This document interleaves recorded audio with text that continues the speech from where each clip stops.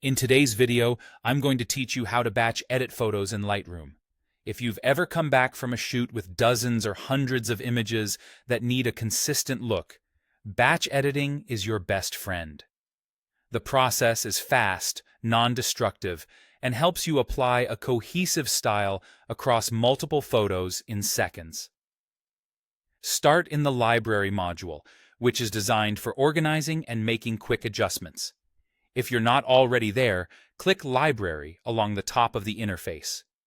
Switch to Grid View so you can see your photos as thumbnails. The quickest way to do this is by pressing the G key on your keyboard. Grid View makes it simple to scan through your shoot, compare frames, and decide which images should get the same treatment. Next, select the photos you want to edit together. If you want a continuous range, for example, everything from the first image to the 20th, click the first photo, hold the Shift key, and then click the last one in the range. Lightroom highlights everything in between. If you'd rather pick and choose non-adjacent images, hold Ctrl on Windows or CMD on a Mac, and click each photo you want to include. If you accidentally grab one you don't want, use the same Ctrl or CMD click to deselect it.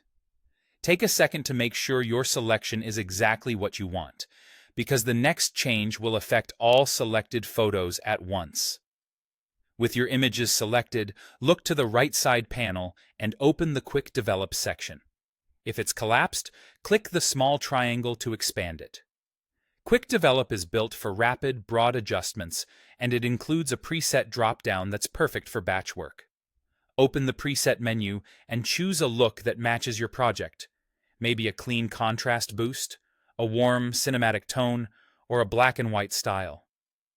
As soon as you pick a preset, Lightroom applies it to every selected photo simultaneously. This is non-destructive, so the original files stay untouched and you can change your mind at any time. If the look feels too strong or not quite right, simply choose a different preset and it will update across the group. Take a moment to click through your selected thumbnails in Grid View to confirm everything looks consistent.